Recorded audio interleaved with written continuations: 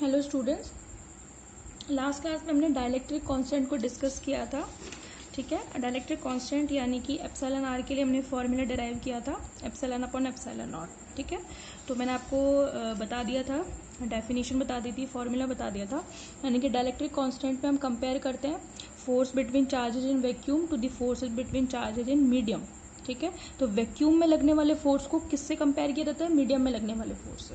तो हम ये देखते हैं कि वैक्यूम में लगने वाले फोर्स से फोर्स मीडियम में कितना कम होता है, दैट इज डाइलेक्ट्रिक कांस्टेंट। और हम इसको क्या नाम से निकाल चुके थे, epsilon upon epsilon not. Epsilon is the permittivity, this is electric permittivity, या फिर इनसे हम विद्युतशीलता भी कहते हैं।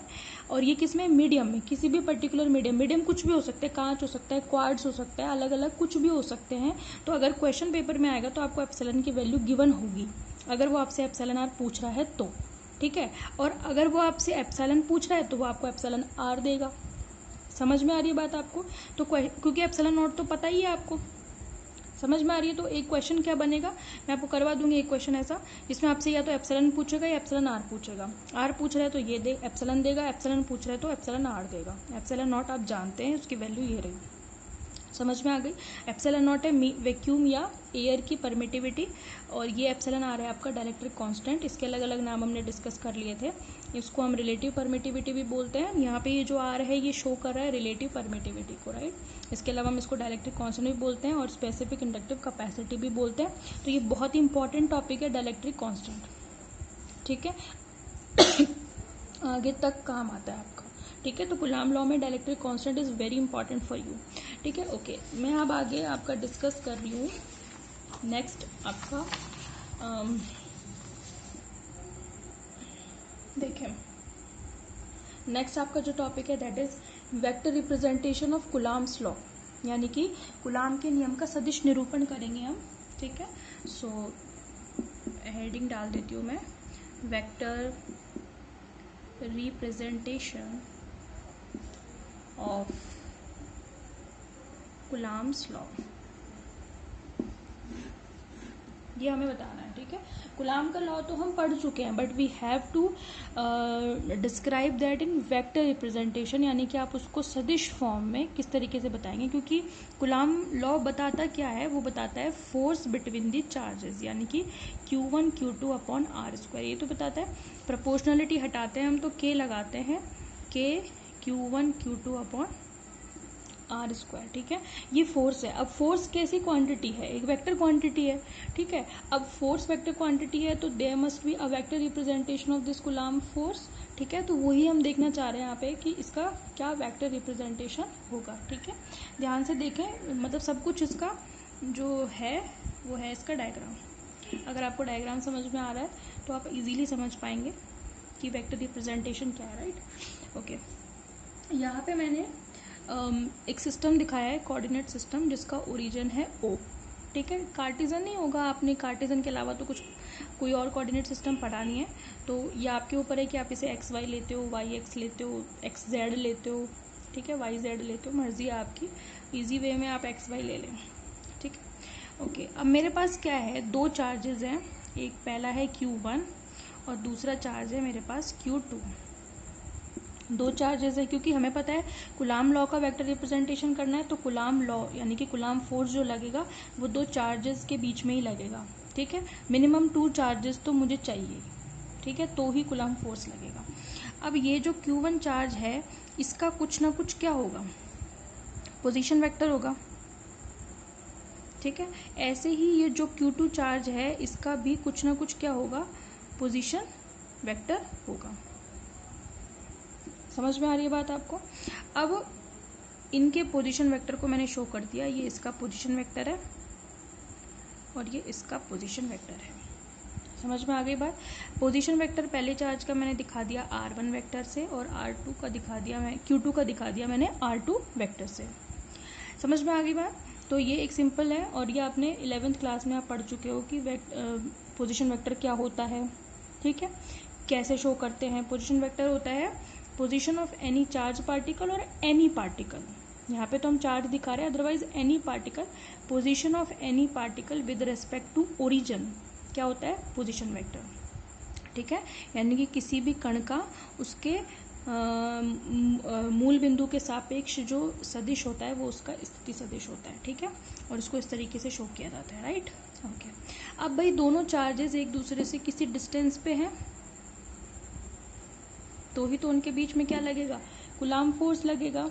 समझ में आ रही है बात। अगर मैं फाइंड आउट कर रही हूँ, ध्यान से सुनना, force exerted on charge Q2 with respect to Q1, ठीक है, तो ये डिस्टेंस जो है वो अलग होगी। ठीक है, मतलब नाम अलग होगा, डिस्टेंस तो वही होगी, डिस्टेंस तो फिक्स है लेकिन नाम अलग होगा। ठीक है, और अगर मैं कहूँ the force exerted on first charge particle with respect to Q2, ठीक है, और ड्यू टू सेकेंड पार्टिकल, तो मैं इस डिस्टेंस का नाम अलग लिखूंगी, इसलिए मैं यहाँ पर रिप्रेजेंट फिलहाल नहीं कर रही हूँ। Right, okay.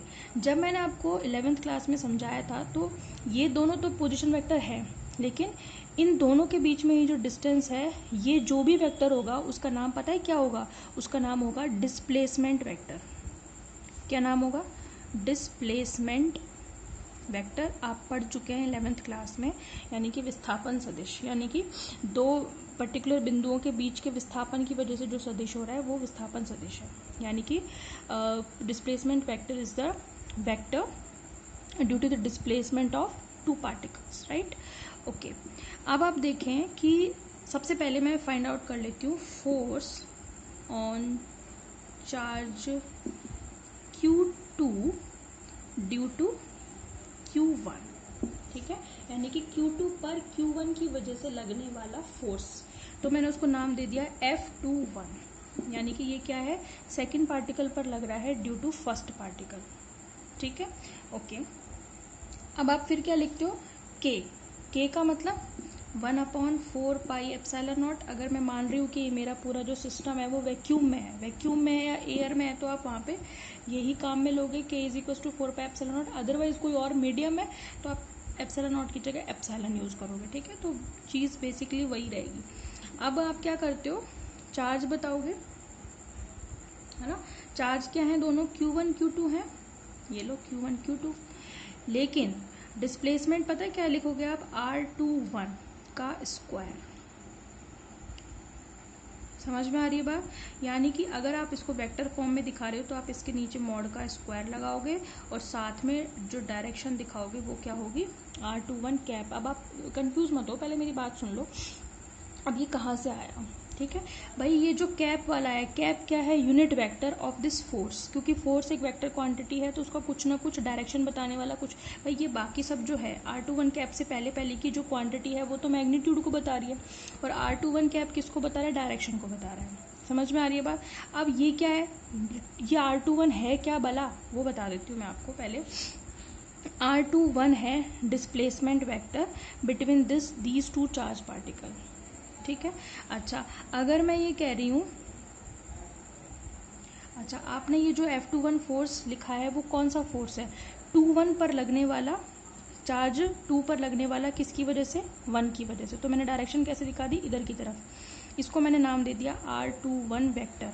डायरेक्शन है ना, क्योंकि डिस्प्लेसमेंट तो सदिश राशि होती है, वेक्टर क्वांटिटी होती है। तो ये जो R21 वेक्टर है ये Q2 और Q1 के बीच का डिस्प्लेसमेंट वेक्टर है, लेकिन ये किसको बता रहा है कि डिस्प्लेसमेंट हो कहाँ रहा है, Q1 से Q2 की तरफ डिस्प्लेसमेंट हो रहा है। ये जो एरो बता रहा है वो किसको बता रहा है, समझ में आ गई। फिर हमने लास्ट ईयर एक हमने लॉ पढ़ा है, ट्राइंगल लॉ, ठीक है, यानी कि सदिशों को बताने का, वेक्टर्स को रिप्रेजेंट करने का ट्राइंगल लॉ हम पढ़ चुके हैं। ठीक है, तो आपको मैं उसको मतलब बता रही हूँ, साइड में बता रही हूँ, पेपर में उसको पूरा करके आने की ज़रूरत नहीं है, अभी तो मैं आपको रिमाइंड करा रही हूँ कि किस तरीके से वो होता है। ठीक है, अकॉर्डिंग टू ट्राइंगल लॉ। अब इसमें लगा दीजिए आप ट्राइंगल लॉ, ओ Q1 Q2 एक आपको ट्राइंगल नज़र आ रहा है। हमने कहा था ट्राइंगल लॉ में क्या होता है कि ट्राइंगल लॉ बेसिकली एक क्या बताता है, रिजल्टेंट वेक्टर को बताता है। ठीक है, तो इसने कहा था कि रिजल्टेंट वेक्टर जो होता है ट्राइंगल में वो कैसे निकलता है, R2 vector is equal to किसके होगा, R1 vector plus R21 vector, यानी कि इसमें रिजल्टेंट वेक्टर को निकालने के लिए जो हमारे पास जो सेम डायरेक्शन में यानी कि बैक टू बैक एरोज हैं उनको ऐड कर देते हैं, तो जो तीसरा वाला बचता है वो रिजल्टेंट को शो करता है। ये हम पढ़ चुके हैं, ठीक है। तो R1 को मैंने किसके साथ ऐड कर दिया, R21 के साथ, क्योंकि ये दोनों same back to back direction में है, और R2 वेक्टर किसके है, इन दोनों के अपोजिट डायरेक्शन में है, ठीक है।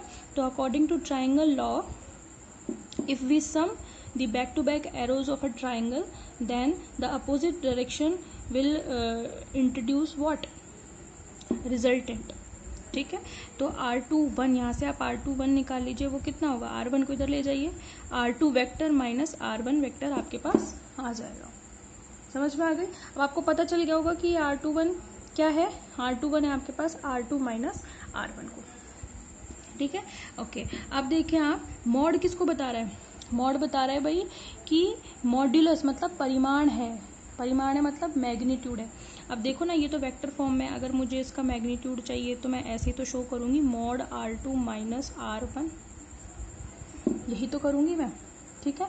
तो मैं ये वैल्यू यहाँ पे रख दूँ, ठीक है, और ये किसको बता रहा है, डायरेक्शन को बता रहा है, तो मैं यहाँ पे रख रही हूँ value F21 vector is equals to 1/4 pi epsilon naught Q1 Q2 upon इसका स्क्वायर, मॉड का स्क्वायर है, इसका मतलब इसका स्क्वायर, यानी कि R2 माइनस R1 का स्क्वायर। एक मिनट, दो स्क्वायर लग गए ना, एक लगाओ, समझ में आ गई बात। तो R21 मेरे पास कितना है, R2 माइनस R1, उसका मैंने स्क्वायर लगा दिया, ठीक है। और ये क्या है, R21 cap R2 minus R1, अच्छा यहाँ पे आप कैप नहीं लगा पाओगे ना इसके ऊपर, तो इसको R21 कैप ही रहने दो, ठीक है, इसको आप क्या रहने दो, कैप ही रहने दो, मॉड्यूलस नहीं है यहाँ पे भाई, कैप है केवल, R21 कैप, ठीक है।